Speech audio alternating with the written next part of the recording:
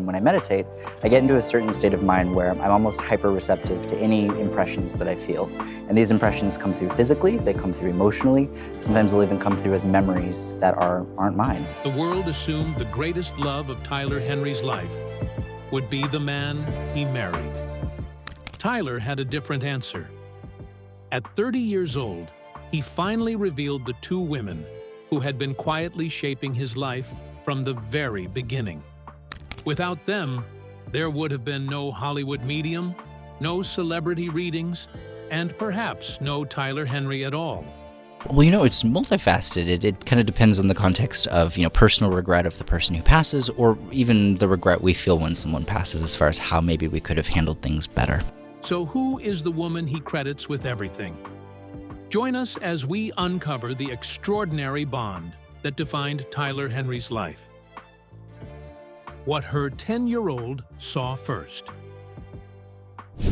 The kitchen in Hanford, California was small, the kind with a table pushed too close to the counter and a window that fogged up every winter morning. Tyler Henry was 10 years old when he sat down at that table and told his mother, Teresa Colowin, that his grandmother was going to die. He didn't cry when he said it. He said it the way a child announces the weather, flat and certain, like it had already happened somewhere he could see, but she couldn't. Teresa had every reason to brush it off. Instead, she pulled out the chair across from him and sat down. She didn't tell him to stop talking that way. She asked him what else he saw. Within days, the call came. His grandmother had passed. Teresa held her son that night, and never once, not that night or any night after, did she ask him to be quiet about what he saw. The town noticed before Tyler was ready for anyone to. Word spread through Hanford fast, and not kindly. Tyler has described adults in town treating what he saw as something to be feared rather than understood. Tyler was still in elementary school. He didn't fully understand what was happening, only that grown adults were kneeling in a circle because of him, and that his mother's jaw tightened every time someone brought it up at the grocery store. High school found new ways to make him feel like a mistake. He was bullied for what he could see more than for anything else about himself. Cornered in hallways, mocked in classrooms. High school was where the bullying sharpened. He's spoken about being targeted specifically for what he could see, cornered by classmates who wanted to test whether it was real. He came home that day quieter than usual, and Teresa clocked it before he'd even set down his backpack. What she gave him wasn't a solution. What she gave him was a Saturday ritual, driving him to a bookstore across town where he'd started doing readings in a back room. $5 at first, then $10. She sat in the car sometimes, waiting. Other times, she stood near the door, close enough to hear him, far enough to let the room belong to him. He graduated high school and enrolled in college in Fresno, aiming for hospice nursing, because if the world was going to see him as strange no matter what, he decided he might as well sit with people in their hardest moments and mean it. Teresa signed the paperwork without a single question, then enrolled him in community college classes toward hospice nursing that same year. Because if the world was going to see him as strange no matter what, he decided he might as well sit with people in their hardest moments and mean it. Nobody in that kitchen could have known what was coming. All Teresa knew was that her son had told her something impossible, and she had chosen to believe him instead of walking away. There was a third person in that house who loved Tyler just as fiercely and made a very different choice about how to show it. His father, David, never once appeared on camera, never gave an interview, never posted his own version of the story.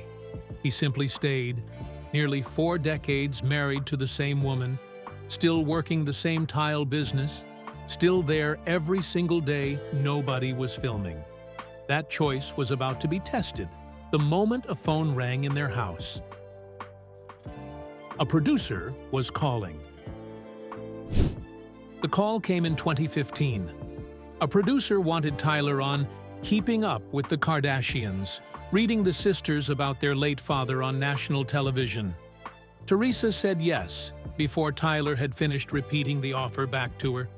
Within months, an E! Executive was talking about giving him his own show. By January 2016, Hollywood Medium had a premiere date, and a kid who'd spent his teenage years being cornered in hallways back home was suddenly being fitted for wardrobe on a studio lot in Los Angeles. Teresa drove him to that first table read. She sat off to the side in a folding chair nobody had reserved for her, brought her own coffee, and watched producers walk her son through camera marks and blocking like he was speaking a language she was only just learning herself. Nobody handed her a script. She stayed anyway. The requests didn't trickle in, they flooded in. What started as a few hundred grew into thousands within a season, and Tyler was soon filming most weekdays, sometimes long into the evening, sitting across from strangers who wanted to know if their mothers, their sons, their husbands were still somewhere close by. Teresa was there for a large share of those days, just outside the frame, handing him water between takes, watching monitors she didn't fully understand, learning the rhythm of a set, the way she'd once learned the rhythm of a maternity ward. She still had a life outside that lot. Most mornings that year, she was at the family's tile business before 8, going through invoices and scheduling installations alongside her husband David, then driving across town by early afternoon to sit through hair, makeup, and rehearsal until a shoot wrapped for the night. Nobody asked her to carry both. She carried both without complaint, without ever putting either one down. In November of 2017, after one particularly long day of filming, she posted online, half joking that she should probably hang on to her day job just in case this whole television thing didn't work out. The skepticism online was loud that year. Strangers on message boards accused her son of profiting off other people's grief. A few critics used the word predator without blinking. Teresa read some of it late at night after Tyler had gone to bed, said nothing about it the next morning, and showed up at the next call time 30 minutes early, the way she always did, because 30 minutes early was just what she did now. What Teresa didn't know, sitting in that folding chair, was that the biggest twist in this story wasn't about her son at all. It was about her. In a slow moment between filming blocks in 2019, curious and half distracted, she ordered an at-home DNA testing kit online. She mailed it off without expecting much. 6 weeks later, an email arrived that would turn her entire understanding of where she came from upside down. And this time, it would be Tyler standing beside her, trying to make sense of something even he couldn't read. The mother who wasn't her mother. The email landed on a Tuesday. Teresa opened it alone, at the same kitchen table where her son had once told her his grandmother was going to die. The results said the woman who raised her, a woman named Stella Guidry Nestle, shared no biological connection to her at all. Teresa sat with that for a long moment before she picked up the phone and called Tyler. He drove over within the hour. Together, they pulled at threads neither of them expected to find. Stella, it turned out, had been convicted decades earlier of torturing and murdering 2 people, and had served roughly 30 years in prison before her release. Buried underneath that discovery was an even older one, a birth record tracing back to Louisiana, to a mother Teresa had never heard of in her entire life. Tyler tried to do for his own mother what he'd done for hundreds of strangers. He closed his eyes at that same table and reached for something solid, a name, a memory, anything. Nothing came. He would later admit that when it came to the people closest to him, the clarity he trusted with strangers simply dissolved. That he was too tangled in wanting a specific answer to trust whatever he was sensing. For the first time since he was 10 years old, Tyler wasn't the one offering comfort from a place of certainty. He was sitting beside his mother, just as lost as she was, and for once, it was Teresa holding steady for both of them. So they did it the slow way instead, chasing public records and newspaper archives until a stranger's name, Mary, from New Orleans, turned into an address they could actually drive to. Eventually, they found their way to biological relatives Teresa never knew existed, and months later, the two of them traveled to meet them in person. Teresa would later describe that meeting as bittersweet in the truest sense, saying she loved her newfound family instantly, that they were wonderful people, but that she also felt a grief underneath the joy, a lingering ache over the childhood she might have had if things had gone differently. She said finding out Stella wasn't her real mother felt like relief. Glad, in her own words, that her son didn't carry the blood of a woman capable of what Stella had done. There's something almost absurd about it. The boy who spent his career telling strangers their dead relatives were still watching over them didn't see this one coming in his own kitchen. The gift worked on everyone except the person who needed it most. That same steadiness was about to be tested again, not at a kitchen table this time, but in a hospital corridor, over something that had nothing to do with buried secrets and everything to do with Tyler's own body. The reading that found him a husband.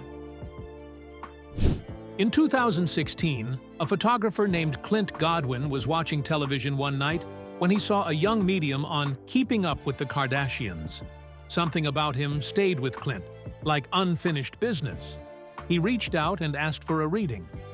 Tyler had done hundreds of sessions by then, but this one felt different from the first moment. As he connected with Clint, he found himself face to face with the death of Clint's grandfather, who had recently taken his own life, and the exact reasons why. Within minutes, Tyler wasn't delivering a reading anymore. He was standing inside someone else's grief, and somehow inside the beginning of his own future. Long before any of that, back in 2014, 18-year-old Tyler had gone in for an MRI after weeks of headaches. Doctors found a cyst near the center of his brain and removed it, years before fame, with no cameras and no public watching. It was a frightening chapter that closed without an audience and stayed mostly unspoken for nearly a decade. What started as a session became something else.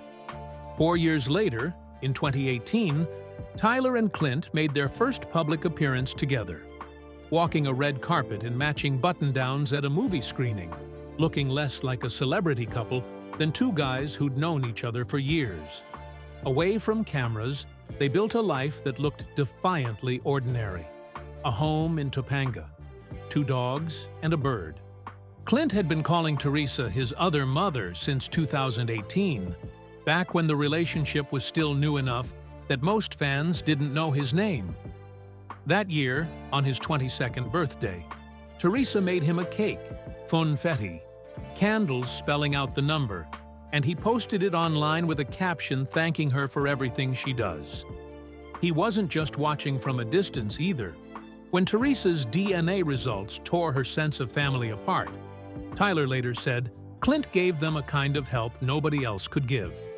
Nobody had asked him to be there for a stranger's unraveling family history. He just was.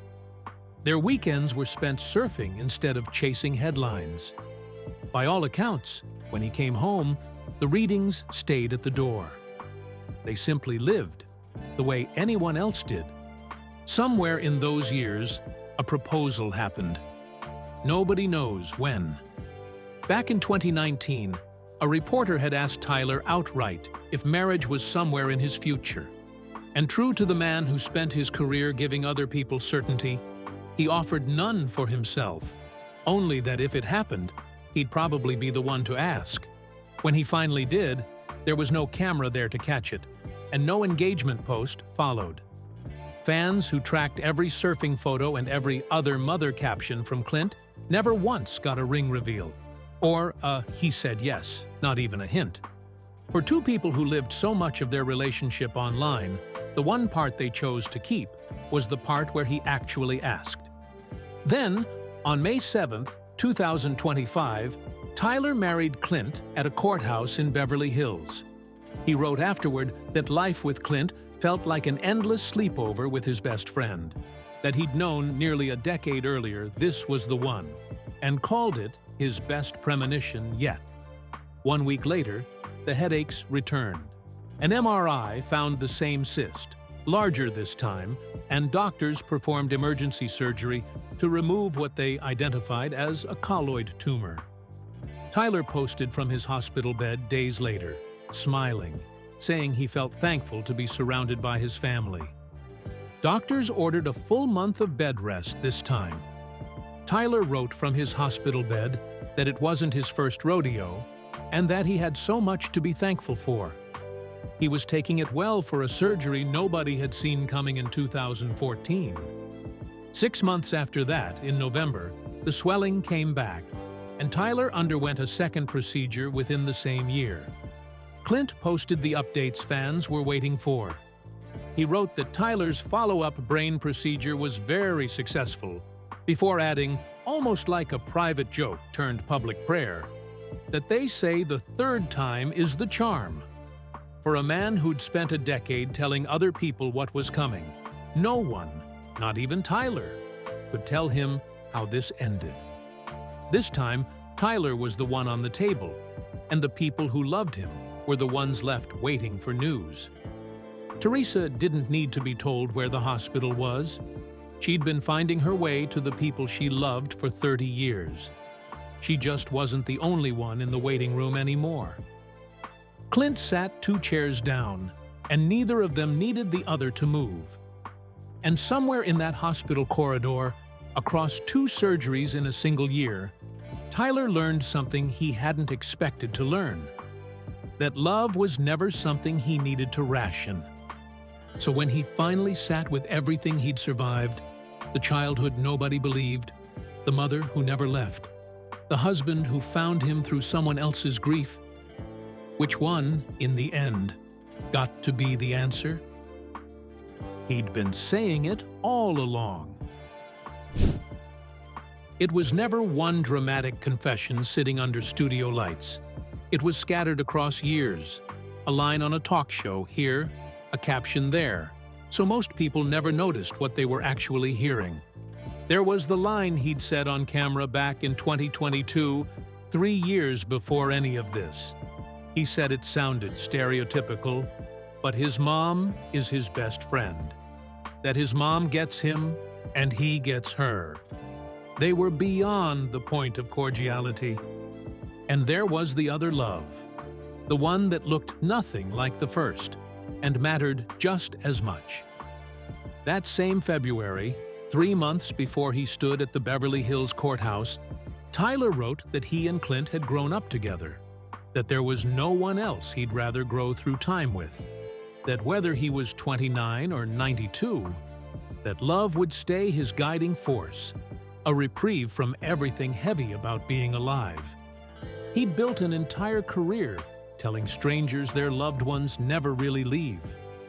It took almost losing his own body twice in a single year for him to say the same thing about the 2 people standing closest to his hospital bed. You can picture it: a woman in a small California kitchen choosing to believe an impossible 10-year-old instead of sending him away, the coffee going cold between them while she asked what else he saw. A man on a hospital corridor bench years later, phone in hand, typing an update for strangers he'd never met, keeping his voice steady in the caption while everything underneath it was anything but. 2 completely different kinds of love, arriving decades apart, in 2 different kitchens, 2 different waiting rooms, and neither one ever asking the other to be smaller so it could be bigger. It wasn't that a psychic finally found love. The truth is, he never had to go looking for it. One love had been sitting across the kitchen table since before he had the words for any of it. The other found him through a stranger's grief and never let go. Somewhere between the two of them, at 30 years old, after everything his body and his family had put him through, Tyler Henry finally stopped rationing love. If you'd asked him to name the one love that came first, he wouldn't have said Clint. He would have said his mother. He said Clint was the love he chose. He said his mother was the love that made him capable of choosing anything at all. Different rooms, different decades. Only one of them was never up for debate. After hearing how close Tyler came to losing everything twice in 1 year, are you actually going to call your mother today? Or are you going to keep telling yourself there's still time? Share your thoughts with us in the comments section. Remember to like, share, and subscribe for more. Also, click the next video showing on your screen. You will enjoy it.